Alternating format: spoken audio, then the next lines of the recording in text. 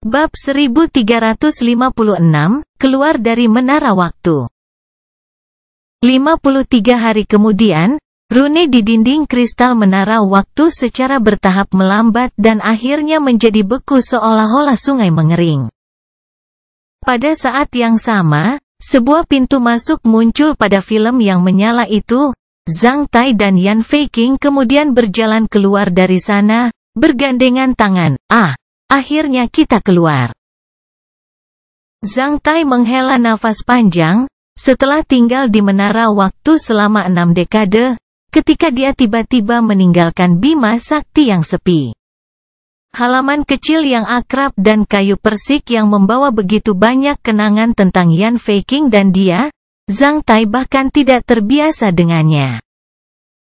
Meskipun mereka telah tinggal di Menara Waktu selama hampir 6 dekade, itu baru 59 hari di luar Menara Waktu. Yan Feiqing tiba-tiba menjerit sebagai longwet kawat emas yang indah yang dirancang Zhang Tai untuknya berubah menjadi pasir berkilau dan terbang ke tirai cahaya Menara Waktu. Akibatnya, Yan Feiqing telanjang sekaligus karena dia hanya menutupi posisi vitalnya menggunakan tangan. Zhang Tai tertawa terbahak-bahak ketika dia berkata, "Aku hampir lupa untuk memberitahumu bahwa semua artikel logam di dalam wilayah promosi keterampilan manufaktur instrumen rune tidak bisa dikeluarkan dari Menara Waktu. Mengapa tidak memberitahu saya tentang itu sebelumnya?" Yan Feiqing melirik Zhang Tai, mantan kecantikan sedingin es berubah terutama mengambil pada saat ini.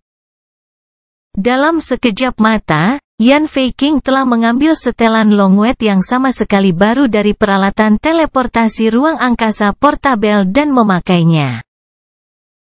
Sejujurnya, Yan Feiqing benar-benar tidak memiliki keberanian untuk mengenakan gaun yang dibuat Zhang Tai untuknya selama 6 dekade terakhir di depan umum. Kemampuan memutar ruang dan waktu Menara Waktu semakin melemah. Saat Zhang Tai keluar dari tirai cahaya itu, dia merasa bahwa dia telah memulihkan kontaknya dengan Castle of Black Iron sementara kristal pengindraannya juga menjadi responsif. Itu benar-benar berbeda dari itu ketika dia memasuki tirai cahaya ini 2 bulan yang lalu. Kedua mayat itu masih tergeletak di luar tirai tipis seperti itu 2 bulan yang lalu. Menyaksikan pria yang digantung di cakar monster raksasa itu, Zhang Tai menghela nafas dalam. Selama 6 dekade terakhir, Zhang Tai sudah jelas tentang masa lalu Yan Feiqing. Dapat dikatakan bahwa temperamen Yan Feiqing tanpa belas kasihan disebabkan oleh pria ini. Kalau tidak, Zhang Tai tidak akan memiliki kesempatan untuk tinggal bersamanya di Menara Waktu selama hampir 6 dekade. Proses yang membuat Yan Feiqing berkenalan dengan pria ini sama dengan adegan dalam fiksi romantis. Tahun itu, Yan Feiqing baru saja dipromosikan menjadi ksatria besi hitam ketika dia bertemu pria ini di kayu persik Bukit Xuanyuan. Pria ini lahir di klan utama negara Taixia. Dengan tampilan yang tampan, pria ini juga baru saja dipromosikan menjadi seorang ksatria besi hitam di usia 20-an. 2 orang muda yang disukai oleh Lord bertemu satu sama lain di kayu persik mekar Bukit Xuanyuan. Seorang anak lelaki tampan bertemu dengan seorang gadis cantik di usia terbaik mereka di tempat terbaik di musim terbaik. Yan Feiqing seperti peri di mata pemuda itu. Oleh karena itu, ia memulai pengejarannya yang bersemangat setelah gadis ini. Selain memiliki tampilan yang tampan, pemuda itu juga mahir dalam musik, permainan Go, kaligrafi, lukisan dan puisi. Ditambah statusnya sebagai ksatria bujangan dari klan utama dan kefasihannya, ia segera memenangkan bantuan Yan Feiqing. Kedua orang tersebut kemudian melakukan perjalanan di seluruh dunia bersama dengan mengunjungi gunung, sungai, tempat-tempat indah dan menjelajahi dunia bawah tanah. Yan Feiqing secara bertahap jatuh cinta dengan pemuda itu. Jika ceritanya berlanjut seperti ini, itu akan menjadi plot paling klasik dalam novel ksatria dan fiksi romantis. Sayangnya, semuanya telah berubah dalam eksplorasi bawah tanah, tempat di mana Zhang Tai dan Yan Feiqing berada, ditemukan olehnya dan pemuda itu ketika mereka masih muda. Tahun itu, mereka menemukan gua kristal di luar dan menara waktu tersembunyi di Laut Magma. Namun, pada saat yang sama, mereka juga ditemukan oleh kadal naga jurang. Kadal naga abis adalah binatang prasejarah, yang kekuatan tempurnya jauh lebih besar daripada ksatria biasa, terutama di magma, yang benar-benar didominasi oleh kadal naga jurang. Setelah menemukan dua penyusup, kadal naga jurang segera mengejar mereka. Seperti Yan Feiqing dan pemuda itu tidak bisa mengalahkan kadal naga yang jurang itu dan mereka tidak bisa untuk menyingkirkan keterasingan kadal naga jurang. Pria itu melukai Yan Feiqing pada saat kritis dan melemparkannya ke arah kadal naga jurang maut. Setelah itu, dia membuka gerbang menara waktu dan bergegas ke sana. Satu ujung adalah kematian, sedangkan yang lainnya adalah menara waktu. Satu ujung berarti berakhir sementara yang lain berarti memulai. Pria itu meninggalkan kematian dan berakhir pada Yan Feiqing dan menara waktu dan awal baru untuk dirinya sendiri. Pada saat itu, Yan Feiqing menjadi putus asa saat dia merasa sakit hati. Sedangkan untuk Yan Feiqing, pengkhianatan pria itu lebih menyakitkan daripada kematian. Ketika Yan Feiqing bersiap menghadapi kematiannya, dia melihat adegan dramatis, kadal naga jurang tiba-tiba menjatuhkan Yan Feiqing saat mengikuti pria itu ke menara waktu. Pria itu berpikir bahwa menara waktu ini hanya tersedia untuk satu orang per waktu, namun dia tidak membayangkan bahwa menara waktu ini dapat memungkinkan dua orang untuk masuk atau satu orang dan satu kadal naga jurang pada saat yang sama. Ketika Yan Feiqing menyadari apa yang terjadi, gerbang menara waktu sudah ditutup secara otomatis. Kemudian, ketika Yan Feiqing memasuki menara waktu ini, dia melihat adegan yang sama yang telah dilihat Zhang Tai, yaitu pengkhianat dan kadal jurang naga mati bersama di pinggiran wilayah inti menara waktu. Sejak saat itu, satu lagi wanita tanpa ampun yang memperlakukan semua pria sebagai pengkhianat muncul di dunia.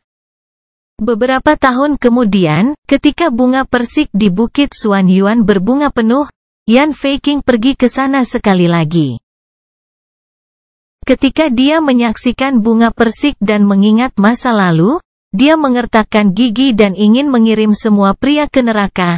Namun, saat itu, playboy yang malang muncul. Melihat peri seperti itu, lelaki malang itu tidak tahan dengan rayuannya. Akibatnya, ia digantung di atas pohon persik dan dipukuli habis-habisan, meninggalkan hambatan mental selama sisa hidupnya. Tentu saja, pria malang itu adalah immortal being De Yang dari Heaven's Fortune Sect. Ketika Zhang Tai mendengar tentang masa lalunya, Zhang Tai hanya bisa mengasihani immortal being De Yang selama beberapa menit di dalam. Bab 1357, Kadal Naga Abis. Pria yang tak berperasaan itu layak mati. Namun, Zhang Tai agak tertarik dengan mayat kadal naga jurang yang telah membunuh Bestard itu. Ketika dia memasuki menara waktu 2 bulan yang lalu, dia tidak tahu bahwa binatang prasejarah ini adalah kadal naga jurang maut. Selama 6 dekade terakhir, Zhang Tai membuat prestasi dalam Great Wilderness Sutra karena dia sudah memasuki lantai 17 pagoda semua roh dan merasakan deskripsi kadal naga jurang maut. Karena itu, ia yakin mayat ini milik kadal naga prasejarah bermutasi yang telah bermutasi. Sedangkan untuk pengontrol binatang, spesies bermutasi yang menakutkan seperti kadal naga yang tak ternilai harganya sangat berharga. Objek yang disebut tulang binatang suci oleh Krell, seorang pengikut gereja pelindung di Ice and Snow Wilderness. Sebenarnya adalah sepotong tulang spesies bermutasi prasejarah lain pada tingkat yang sama dengan kadal naga jurang. Spesies bermutasi seperti kadal naga jurang adalah ksatria di antara binatang bermutasi. Ketika mereka masih hidup, mereka bahkan bisa mengalahkan ksatria manusia. Bahkan setelah kematian mereka, tulang mereka masih membawa kekuatan yang kuat dan misterius.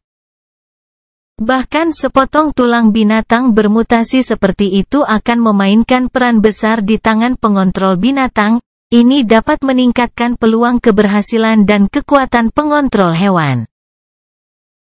Dalam beberapa ekstrim, selama pengontrol binatang dapat memiliki sepotong tulang binatang buas yang bermutasi, ia tidak akan dimakan oleh binatang buas dan binatang bermutasi saat gagal menggerakkannya.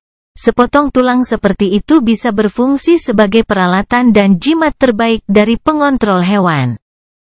Bone of Saint Beast yang dia lihat di Ice and Snow Wilderness itu kecil dan mungkin berasal dari bagian umum dari jenis binatang bermutasi. Namun, kadal naga jurang ini berisi lebih dari 100 ton Bones of Saint Beast. Itu benar-benar terlalu boros bagi Zhang Tai untuk meninggalkan harta karun begitu di sini. Cincin jari teleportasi ruang angkasa dari orang mati itu berisi item rahasia perak dan beberapa item lainnya. Mereka masih harus tersedia. Menonton Zhang Tai berjalan ke arah dua mayat, Yan Feiqing tidak menghentikannya. Alih-alih, dia hanya tetap tenang. Setelah tinggal di menara waktu selama 6 dekade bersama Zhang Tai, Yan Feiqing telah lama menjadi istri Zhang Tai. Karena itu, ketika dia melihat mayat itu sekali lagi, dia tidak mengalami perubahan suasana hati sama sekali. Alih-alih, dia selalu mempertimbangkan Zhang Tai. Itulah bagaimana Yan Feiqing telah berubah. Sebenarnya, ketika dua orang melihat dua mayat di awal, Yan Feiqing tidak mengizinkan Zhang Tai menyentuh barang-barang milik Bestart sama sekali. Baik Yan Feiqing dan Zhang Tai telah berubah. Sebelumnya, Zhang Tai ingin mengambil cincin jari teleportasi ruang angkasa orang mati itu dan Yan Feiqing tidak mengizinkannya melakukan itu. Sebaliknya, ketika mereka menyelesaikan kultivasi mereka di dalam menara, meskipun Yan Feiqing setuju untuk melakukan itu, Zhang Tai tidak merasa ingin melakukan itu lagi. Zhang Tai merasa sia-sia untuk meninggalkan cincin jari teleportasi ruang angkasa Bestart di sini pada awalnya. Sedangkan, setelah diberitahu tentang masa lalu antara Bestart ini dan Yan Feiqing, Zhang Tai benar-benar mengabaikan cincin jari teleportasi ruang angkasa dan benda rahasia agak perak dari Bestart ini. Karena dia punya cukup banyak cincin jari teleportasi ruang angkasa dan barang-barang rahasia perak, Zhang Tai sebenarnya tidak menunjukkan minat pada mereka lagi. Sedangkan untuk Zhang Tai, dia memiliki banyak peralatan teleportasi ruang angkasa dan barang-barang rahasia perak yang bahkan bisa dia berikan kepada orang lain dengan santai. Haha, mari kita akhiri saja. Bahkan jika itu adalah cincin jari teleportasi ruang angkasa dan item rahasia perak, karena telah digunakan oleh Bestart, mereka sudah menjadi kotor terlepas dari nilainya. Menurut pendapat saya, mereka bahkan tidak bisa menyamai rambut Anda. Saya tidak akan menyentuhnya walaupun Bestart itu memiliki metode rahasia tingkat kaisar, kata Zhang Tai dengan senyum mencemooh. Setelah itu, dia menunjuk mayat kadal naga jurang dan bertanya, apakah kamu tahu itu? Tidak, Yan Feiqing sedikit mengerutkan kening. Wajahnya tiba-tiba berubah cerah meskipun dia tidak akan pernah membuat tindakan berlebihan di depan umum. Item ini terlalu langka, saya hanya tahu bahwa itu harus menjadi binatang prasejarah. Mengenai nama konkretnya, saya belum pernah melihat uraian tentang hal itu setelah berkeliling di negara Taixia bertahun-tahun. Ini disebut kadal naga jurang maut. Zhang Taix berkata padanya, tulang-tulang kadal naga jurang adalah harta karun paling tinggi bagi pengontrol binatang. Otak dan isi perutnya juga berharga bagi apoteker karena dapat digunakan untuk membuat berbagai pil obat langka. Selain itu, ada harta karun teratas lainnya di tubuhnya. Coba tebak apa itu, Kinger? Apakah skalanya? Kulit dan sisiknya juga merupakan bahan baku terbaik untuk membuat helm dan baju besi yang kuat. Dalam helm dan baju besi seperti itu, siapapun yang bisa melepaskan pertempuran pelindung Ki akan bisa memperdalam magma. Haha, kadal naga jurang ini juga mak comblang kami. Tanpa pengejarannya, Anda dan saya tidak akan memiliki kekayaan untuk bertemu dan jatuh cinta satu sama lain. Nanti, saya akan menggunakan timbangannya untuk membuat satu set baju perang yang indah untuk Anda dalam memori kasih sayang kami. Selain itu, kami dapat menyimpan beberapa untuk anak-anak kami. Namun, harta paling atas yang saya katakan tidak merujuk pada kulit dan sisiknya. Zhang Tai menjawab sambil tersenyum ketika dia mengintip Yan Feiqing. King Er, kamu harus menyukainya. Ah, aku akan menyukainya juga? Tanya Yan Feiqing dengan luar biasa. Tentu saja, kadal naga jurang ini mungkin telah hidup di magma selama puluhan ribu tahun. Karena itu, pennya adalah hal yang paling maskulin di dunia. Hanya dengan sepotong kecil pennya di dalam minuman keras, lelaki yang impoten itu menjadi lelaki yang tangguh dan menguasainya dalam bercinta dengan istrinya yang maskulin seperti naga. Jika saya bisa menggunakannya, keluarga Zhang kami akan memiliki keturunan tanpa akhir. Selain itu, saya bisa membuat King membuat mimpi indah setiap malam. Bukan masalah bagi saya untuk bercinta dengan Anda selama 10-20 kali semalam. Apakah Anda tidak menyukai hal itu, Kinger? Menjijikkan. Wajah Yan Feiqing memerah sekaligus ketika dia menyadari bahwa Zhang Tai sedang menggoda dia. Zhang Tai kemudian tertawa. Apakah kamu ingin mengambil kadal naga jurang pergi? Tentu saja. Setelah melirik mayat lebih dari 100 meter. Yan Feiqing melepas cincin jari teleportasi ruang angkasa dan menyerahkannya ke Zhang Tai. Jika milikmu tidak bisa menahannya, kamu bisa menggunakan milikku. Karena kadal naga dalam ini terlalu besar, ia mungkin tidak dimuat dalam satu peralatan ruang teleportasi. Kita bisa memotongnya menjadi beberapa bagian. Jika kami tidak dapat memuat mayatnya sepenuhnya, kami akan kembali untuk istirahat lain kali. Setelah melirik nanobit yang tertanam pada cincin jari teleportasi ruang angkasa dari Yan Feiqing. Zhang Tai tahu bahwa kapasitas cincin jari teleportasi ruang angkasa miliknya hampir 50-60 meter kubik. Itu hanya kualitas, alih-alih menjadi kelas atas. Itu sangat normal bagi Yan Feiqing untuk memiliki cincin jari seperti itu. Namun, cincin jari seperti itu terlalu biasa bagi Zhang Tai. Kinger, singkirkan cincin jarimu. Peralatan teleportasi ruangku tidak memiliki masalah memegang kadal naga jurang seperti itu, kata Zhang Tai sambil meletakkan tangannya pada kadal naga jurang maut itu. Dalam sepersekian detik, mayatnya telah menghilang dari kehampaan. Saat melihatnya, mata Yan Feiqing berkedip saat dia menjadi sedikit terkejut. Bab 1358, Demeanor dari istri mendominasi. Zhang Tai tahu mengapa Yan Feiqing terkejut. Karena peralatan ruang teleportasi yang bisa menampung lebih dari 100 meter janggut kadal naga yang sudah mati sangat jarang bahkan di negara Taixia. Itu adalah harta karun teratas untuk semua klan dan sekte utama. Dalam beberapa dekade terakhir, meskipun Yan Feiqing sudah tahu terlalu banyak rahasia tentang saya, namun, saya belum menunjukkan kemampuan saya untuk memiliki peralatan ruang teleportasi. Oleh karena itu, dia akan merasa kagum melihat peralatan teleportasi luar biasa yang menakjubkan. Zhang Tai mengungkapkan senyum saat dia meletakkan tangannya di dalam mantelnya dan mengeluarkan gudang rahasia Xuanwu dari kuil jiwa berdarah. Dia kemudian langsung memberikannya kepada Yan Feiqing saat dia berkata, "Ambillah," setelah mengambil dan menyuntikkan energi spiritualnya ke dalamnya.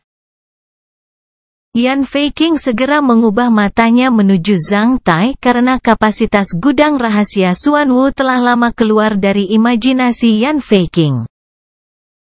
Selain itu telah diisi dengan gunung-gunung perhiasan dan kristal elemen, obat-obatan, air, makanan, del.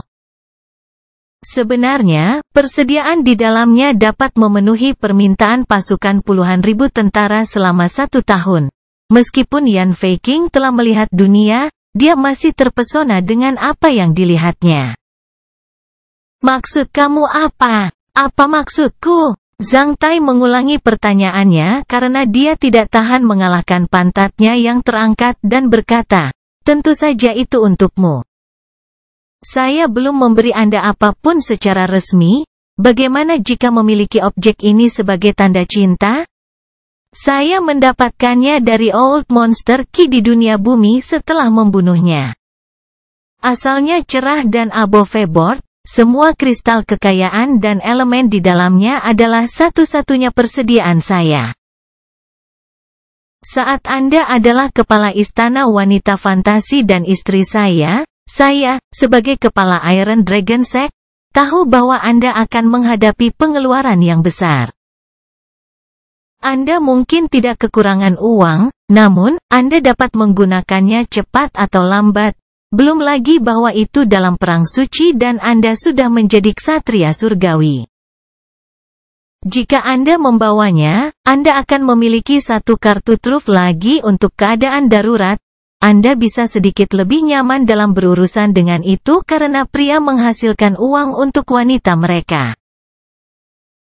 Setelah mendengar kata-kata Zhang Tai, Yan Feiqing diam-diam menyingkirkan gudang rahasia Xuanwu dari kuil jiwa berdarah seperti seorang istri yang menerima gaji suaminya. Segera setelah itu, dia bertanya pada Zhang Tai, "Apakah kamu memberikan hal yang sama kepada Bai Suxian dari tuan rumah Guangnan?" Ahem, Zhang Tai pura-pura batuk sekaligus. Nada bicara Yan Feiqing tenang. Namun, Zhang Tai bisa merasakan bahwa dia iri dengan Bai Suxian, meskipun beberapa wanita mungkin tidak berpakaian sendiri, tidak ada wanita yang tenang. "Apakah ada angin kencang atau apa? Mengapa kamu batuk?" Yan Feiqing mengangkat alisnya. "Erem. Aku jamin mereka semua lebih muda darimu." "Mereka." Suara Yan Feiqing terdengar sangat serentak seolah-olah dia terstimulasi oleh kata itu. Yan Feiqing banyak membuka matanya ketika dia bertanya. "Kamu telah memberikan peralatan teleportasi ruang angkasa yang sangat berharga kepada wanita lain selain serigala Bai Suxian?" Nada dan ekspresi Yan Feiqing tiba-tiba mengingatkan Zhang Tai bahwa ketika di kota Black Hot, ibunya menangkap ayahnya mengunjungi sebuah rumah pelacuran dengan teman-temannya dengan adonan yang disimpannya secara diam-diam. Suara kedua wanita itu benar-benar sama. Satu-satunya perbedaan di antara mereka adalah bahwa ibu Zhang Tai mengenakan celemek dengan kedua tangan di sisi tubuhnya, sebuah pin bergulir di tangan. Sebaliknya, Yan Feiqing tidak mengenakan celemek. Dia juga tidak meletakkan tangannya di sisi tubuhnya. Namun, kedua wanita itu memiliki ki agresif yang sama. Zhang Tai agak menyesal dan ragu bahwa dia terlalu terkenal. "Mungkin aku seharusnya memberi sedikit waktu kepada Xuanwu Secret Warehouse, tidak terlalu banyak. Hanya Fiona, Sabrina, dan Laura," kata Zhang Tai dengan perasaan bersalah. Dia tidak menyebut-nyebut hadiah yang dia berikan kepada Lan Yunxi. Karena peralatan teleportasi ruang sangat langka, bagaimana Anda bisa memiliki begitu banyak dari mereka? Yan Feiqing bertanya dengan tampilan yang tak terbayangkan. Saya menjelajahi seluruh gunung senjata ketika di Earth Elements Realm, Hubi. Yan Feiqing bertanya pada Zhang Tai dengan lembut. Setelah itu, dia menyandarkan kepalanya ke bahu Zhang Tai. Membelai dadanya, dia melambat dengan nada rendah, karena Anda dan saya telah hidup bersama di menara waktu selama lebih dari 5 dekade. Saya sudah menjadi milik Anda dan telah memberikan segalanya untuk Anda. Anda telah memberitahu saya bahwa Anda akan membawa saya untuk melihat orang tua Anda dan menikah dengan saya. Sekarang kami sudah menjadi pasangan. Apakah Anda berpikir apakah saya harus peduli dengan urusan Anda atau tidak? Tentu saja kamu harus peduli dengan urusanku. Tentu saja. Meskipun Zhang Tai tahu bahwa Yan Feiqing sedang menjebaknya, dia hanya bisa menjawabnya tanpa malu-malu. Sekarang Hubi sudah setuju dengan saya akan menganggapnya serius. Nanti, saya akan membantu suami mengatur keluarganya, karena peralatan ruang teleportasi tidak biasa. Bahkan seorang ksatria bumi di negara Taixia tidak akan mendapatkan peralatan teleportasi ruang angkasa dengan mudah. Peralatan teleportasi ruang angkasa saya diperoleh dengan biaya besar. Karena Anda pernah menerima peralatan teleportasi ruang angkasa untuk istri Anda sebelumnya, saya tidak akan mengomentarinya. Mulai sekarang, Anda sebaiknya tidak memberikan kelangkaan seperti itu kepada orang-orang, terutama wanita dengan mudah, karena negara Taixia adalah negara yang sangat besar. Jika semua ksatria wanita di seluruh negeri tahu bahwa Anda begitu murah hati dan akan selalu memberi hadiah peralatan teleportasi ruang angkasa kepada orang-orang, Anda dan saya mungkin tidak akan memiliki hari yang damai di masa depan. Menghela nafas putus asa, itu seharusnya tidak terjadi. Kenapa tidak? Bahkan jika Hubi tidak menggoda mereka, mereka akan menggoda Anda. Satu peralatan ruang teleportasi sudah cukup untuk menarik perhatian banyak gadis. Karena Anda sudah dikenal pada usia yang begitu muda dan bersemangat dan murah hati, wanita manapun akan menyukai Anda. Belum lagi orang-orang di rumah bordil. Sekarang setelah Yan Feiqing mengatakan itu, Zhang Tai telah sepenuhnya menyadari maknanya. Zhang Tai tidak membayangkan bahwa King kecil ini mulai menunjukkan sikapnya sebagai istri yang mendominasi keluarga Zhang pada saat dia keluar dari menara waktu meskipun dia berperilaku seperti kucing jinak di dalam menara waktu. Oleh karena itu, Zhang Tai hanya bisa menghela nafas di dalam ketika dia meletakkan tangannya kembali ke mantelnya dan meraba-raba di dalam untuk sementara waktu. Dia kemudian mengeluarkan 9 peralatan ruang teleportasi dalam hal cincin jari, tag, kalung dan nanobit ketika dia berkata, sekarang King begitu perhatian, mulai sekarang. Anda akan mengelola peralatan ruang teleportasi ini. Jika Hubi tidak senang atau tidak ingin aku mengatur urusan ini, mari kita akhiri saja. Yan Feiqing menghela nafas sekali lagi. Zhang Tai buru-buru menjawab dengan senyum cemerlang, tentu saja tidak. Bagaimana saya bisa menemukan istri lain yang lebih baik dari Anda? Saya senang Anda sangat mempertimbangkan saya. Sangat. Setelah mencium wajah Zhang Tai, dia segera memasukkan peralatan ruang teleportasi ke dalam kotak perhiasan portabelnya seperti bagaimana ibu Zhang Tai mengambil adonan tas ayahnya. Nanti, jika Hubi menginginkannya, kamu hanya perlu memberitahuku tentang itu dan aku akan mengembalikannya kepadamu. Jika saya tahu bahwa Hubi menyimpan beberapa peralatan teleportasi ruang angkasa yang lebih berharga dan barang-barang rahasia perak secara pribadi dan memberikannya kepada para pemberontak lainnya, saya akan membawanya kembali dengan cara apapun yang saya bisa. karena semua barang-barang ini milik keluarga kami, sekarang setelah suami saya setuju untuk mengelolanya. Saya harus bertanggung jawab untuk itu. Zhang Tai hanya bisa memberikan konsesi padanya karena dia tahu bahwa Yan Feiqing pasti bisa melakukannya, selain peralatan teleportasi ruang angkasa. Dia telah menambahkan barang-barang rahasia perak secara rahasia dan mendefinisikan semua wanita yang mengganggu kehidupan Zhang Tai tanpa persetujuannya sebagai rubah. Namun, Zhang Tai tidak bisa mengatakan tidak padanya sama sekali. Tidak sampai sekarang Zhang Tai tahu seberapa tajam wanita ini. Qinger, bagaimana kamu berubah begitu cepat? Saya ingat bahwa Anda tidak begitu mendominasi di dalam menara waktu.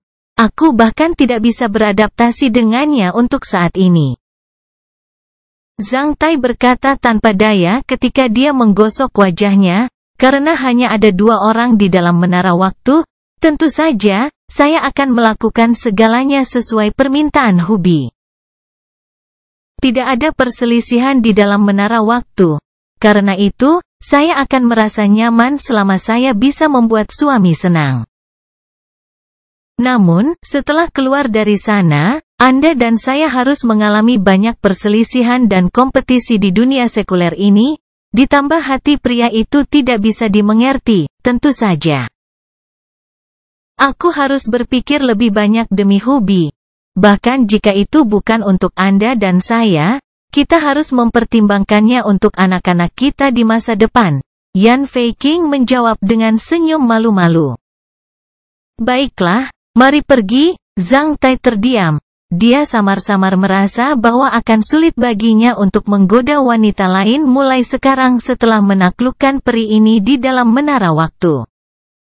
Di antara istrinya, sampai sekarang, hanya Yan Feiqing yang benar-benar bisa mengendalikannya. Benar-benar ada sesuatu di dunia yang tidak perlu dibayar. Saat Zhang Tai menjawab, dia terus berjalan keluar bersama Yan Feiqing. Mayat Bestart juga melayang dan mengikuti Zhang Tai menjauh dari menara waktu. Setelah tinggal bersama Yan Feiqing selama 6 dekade di menara waktu, sebagian besar rahasia Zhang Tai sudah diketahui oleh Yan Feiqing, kecuali Castle of Black Iron. Raja Rock Sutra dan hubungannya dengan iblis alkemis, dia bahkan tahu bahwa Zhang Tai adalah dominator divine.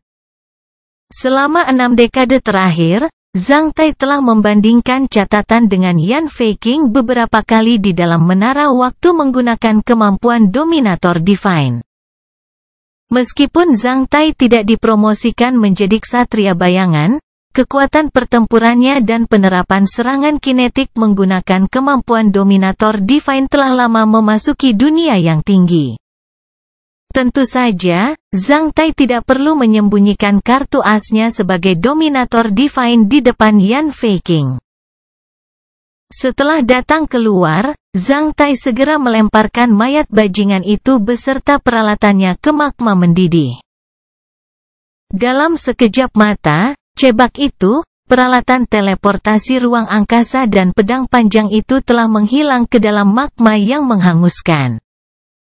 Zhang Tai dan Yan Feiqing kemudian terbang keluar dari laut magma. Kedua orang itu akhirnya tidak bertemu dengan ksatria iblis surgawi di luar menara waktu. Namun, beberapa gua kristal tempat orang bisa bersembunyi telah hancur parah. Setengah jam kemudian, Zhang Tai dan Yan Feiqing terbang keluar dari danau air asin pada saat yang sama dan datang ke permukaan tanah. Mereka melihat bintang di langit sekali lagi. Bab 1359, kembali ke kota Kangzhou. Danau di hutan belantara berada di Provinsi Yezu, yang merupakan provinsi tandus di perbatasan barat negara Taixia. Wilayah bencana berada di sebelah barat Provinsi Yezu. Setelah beberapa kota di Provinsi Yezu runtuh, provinsi ini sudah menjadi wilayah iblis atau wilayah rezim boneka yang didirikan oleh sisa-sisa gereja mencapai surga. Bahkan ketika Yezu tidak runtuh, sangat sedikit orang yang bisa dilihat di hutan belantara provinsi ini, belum lagi sekarang.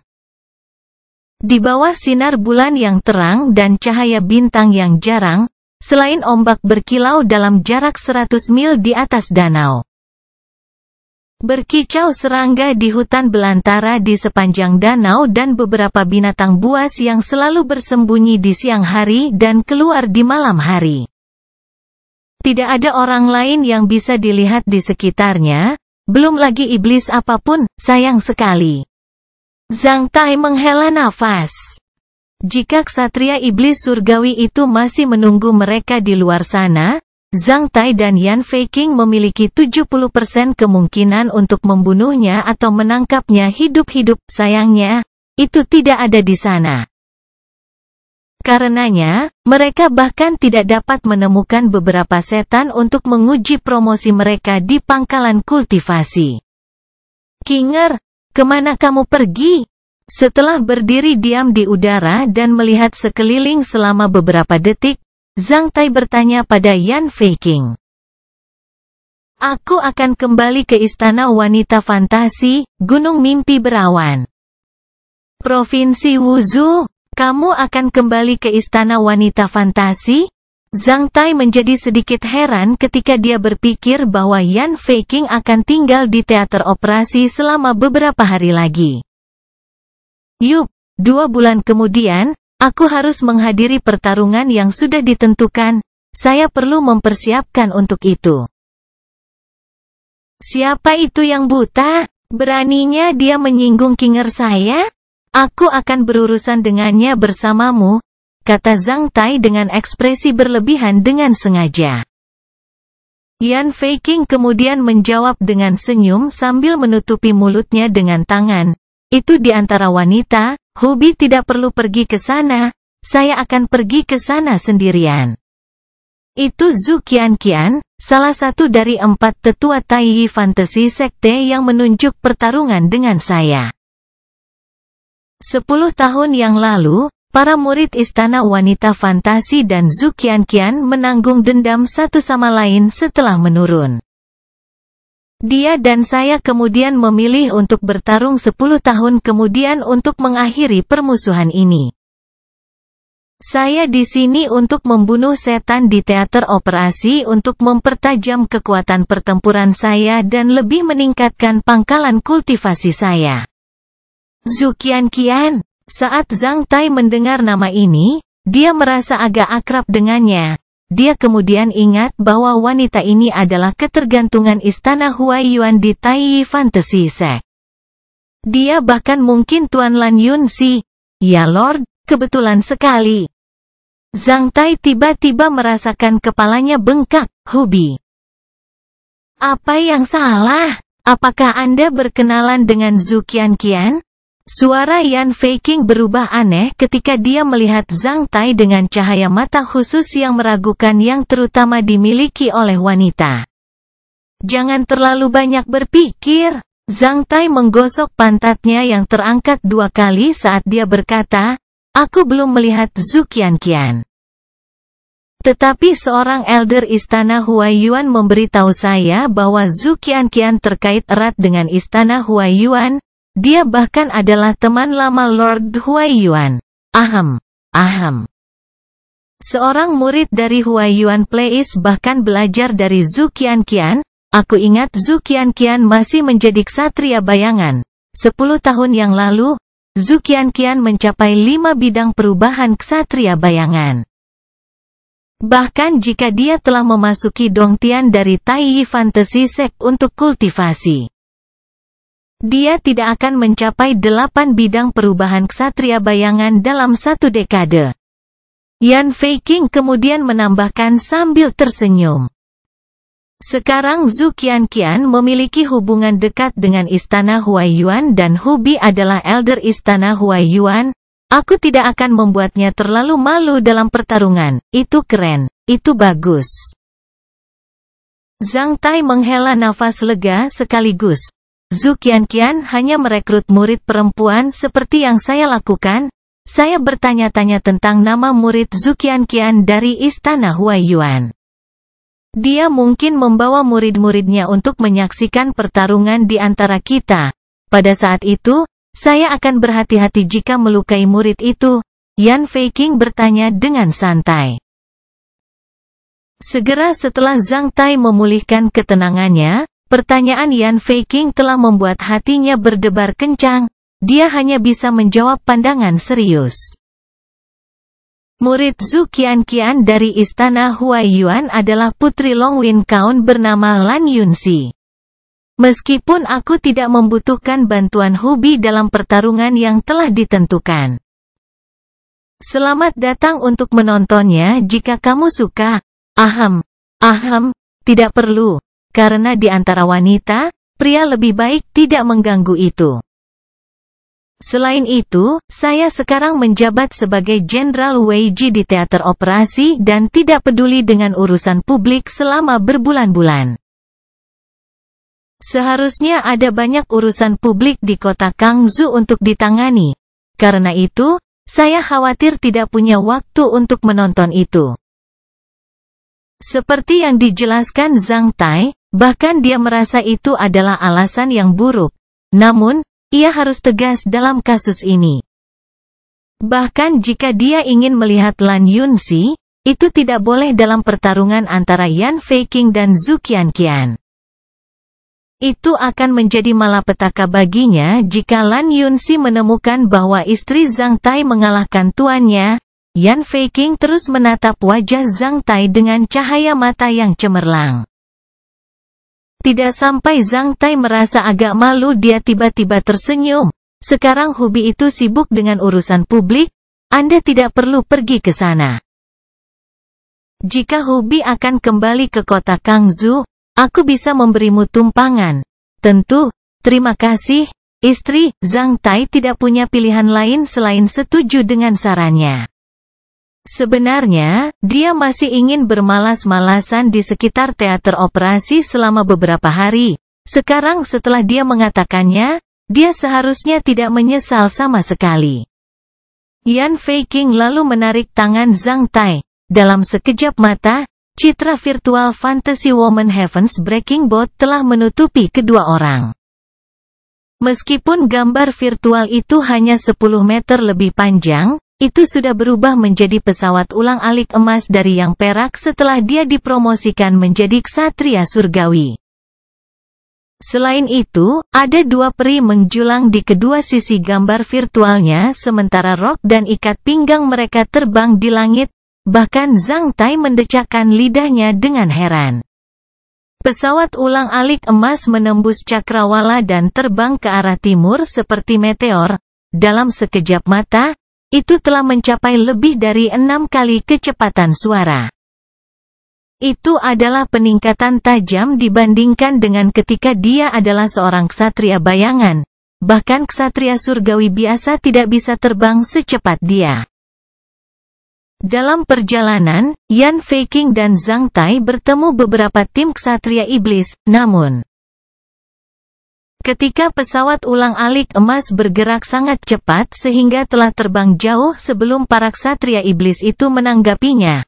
Karena ada lebih dari satu ksatria iblis surgawi di teater operasi. Yan Feiqing membuat jalan memutar di sekitar wilayah inti iblis yang mungkin ada ksatria iblis tingkat tinggi dan menghindar dari rute perjalanan timur korps iblis. Setelah melewati Provinsi Yezhou dan Provinsi Wuzhou, mereka segera tiba di perbatasan antara Provinsi Huanzhou dan Provinsi Wuzhou. Untungnya, mereka tidak dicegat oleh ksatria iblis surgawi dalam perjalanan ke sini. Namun, ketika mereka berada sekitar 500 mil jauhnya dari pegunungan Helan, Zhang Tai melihat benteng perang besar bergerak secara horizontal di dekat benteng Xuanyuan seolah-olah mereka telah menemukan Yan Feiqing dan akan mencegatnya. Namun, ketika Yan Feiqing merilis cahaya terang ke arah langit dan menyinari bintang-bintang di langit, gambar virtual peri muncul di langit. Meskipun prosesnya hanya berlangsung selama 2 detik, benteng pertempuran udara menghentikan gerakan horizontalnya sekaligus karena memberi jalan bagi mereka. Sebelum fajar, setelah pesawat ulang-alik emas melintas di wilayah udara kota Kangzhou, Zhang Tai turun dari langit dan muncul di taman belakang administrasi pertanian Provinsi Kangzhou. Sebuah tim pengawal, yang melakukan tur inspeksi di sana, langsung mengelilinginya. Setelah melihat dengan jelas orang yang menolak, semua pengawal berlutut saat mereka menyapa, "Jenderal." Bab 1360, Masa Kejayaan Keluarga Zhang, saya. Pada bulan Juli, matahari sama panasnya seperti api. Pada siang hari, awan hitam terbang ke sini dari timur dan menutupi matahari, membentuk bayangan besar dan padat. Dimanapun awan hitam melintas, gunung, sungai, kota, dan pertanian akan berada dalam bayangan. Menyaksikan awan gelap, semua tentara dan rakyat jelata dari negara Taixia di dalam dan di luar kota tercengang, bahkan mereka yang telah melihat dunia juga terkejut di dalam oleh awan gelap itu. Awan gelap itu sebenarnya adalah sekelompok besar pesawat yang bergerak yang berisi lebih dari 10.000 kapal udara transportasi besar. Dari ketinggian ribuan meter ke ketinggian lebih dari 10.000 meter dalam formasi tertentu. Kapal-kapal udara ini dipimpin oleh satu kapal udara tingkat komandan. Kapal-kapal udara ini dijaga oleh kavaleri udara di sayap mereka dan pada akhirnya. Selain bayang-bayang besar itu, bombing yang disebabkan oleh puluhan ribu mesin menggoncangkan bumi, ini adalah manifestasi dari kekuatan dan keinginan baja dan besi. Meskipun orang-orang di darat tidak tahu tugas apa yang dilakukan kapal udara dan pesawat ini, mereka semua bersemangat dengan pemandangan yang luar biasa. Mereka semua ditaklukkan oleh kekuatan negara Taixia. Banyak orang terus melambaikan tangan dan handuk ke langit. Beberapa orang bahkan berlari mengejar bayangan besar itu dan bersorak. Kavaleri udara dengan jangkauan terbang terbesar tidak dapat menyamai kapal udara besar. Oleh karena itu, dalam setiap 100 mil, beberapa pesawat akan mendarat di bandara baru sementara pesawat lain yang telah melayang di atas langit akan bergabung dengan pasukan kavaleri udara. Kelompok baja dan besi besar terbang jauh dari Provinsi Kangzhou. Dimanapun mereka lewat, mereka akan membangkitkan guncangan hebat di tanah. Sejak dimulainya Perang Suci, beberapa tentara atau rakyat jelata mungkin telah melihat begitu banyak kapal udara. Namun, tidak ada yang pernah melihat begitu banyak pesawat terbang. Sebenarnya, tidak ada yang melihat begitu banyak pesawat terbang di langit pada saat yang sama sejak bencana. Di depan airbot di depan kelompok baja, seorang pemuda tampan dengan pakaian putih salju sedang menyaksikan awan, gunung dan sungai bergerak maju sementara banyak tingkah melintas di benaknya. Tentu saja, pemuda ini adalah Zhang Tai. Dalam sekejap mata, Zhang Tai telah kembali ke permukaan tanah selama lebih dari 2 bulan. Pada bulan Juni, semua 138 ladang jagung resmi di Provinsi Huanzhou, Provinsi Kangzhou, Provinsi Ningzhou, dan Provinsi Militer mencatat panenan bumper yang mengejutkan seluruh dunia. Mulai tahun lalu, Provinsi Huanzhou, Provinsi Kangzhou, Provinsi Ningzhou, dan Provinsi Militer kekurangan biji-bijian. Hanya setelah menjabat sebagai Jenderal Weiji selama kurang dari setengah tahun, Zhang Tai telah berhasil menyelesaikan masalah kekurangan biji-bijian di teater operasi. Mulai dari Juni, berita bahwa keempat provinsi tersebut menyadari panen besar di teater operasi barat telah menyebar di negara Taixia dalam beberapa hari seolah-olah memiliki sayap. Seperti obat bius, itu membuat semua orang di seluruh negara Taixia senang dan sangat bersemangat. Negara Taixia dan teater barat operasi sangat membutuhkan perubahan ini. Mulai dari malapetaka angka-angka berdarah di Provinsi Zhongzhou pada tahun 903 kalender besi hitam, hanya dalam sedikit lebih dari 1 tahun, kerajaan Oriental terus-menerus menghadapi masalah. Sebelum malapetaka tokoh-tokoh berdarah di Provinsi Zhongzhou ditindas, kekacauan di Bukit Xuanyuan telah mengejutkan seluruh dunia. Setelah itu, malapetaka tokoh-tokoh berdarah menyebar ke seluruh negeri. Sebelum malapetaka tokoh-tokoh berdarah di seluruh negeri ditumpas, masalah kekurangan biji-bijian telah menyebar ke seluruh negara Taixia. Ketika masalah kekurangan biji-bijian memburuk, pasukan setan mulai menyebar di provinsi-provinsi dan prefektur di barat negara itu, yang melibatkan negara itu ke dalam perang suci sepenuhnya.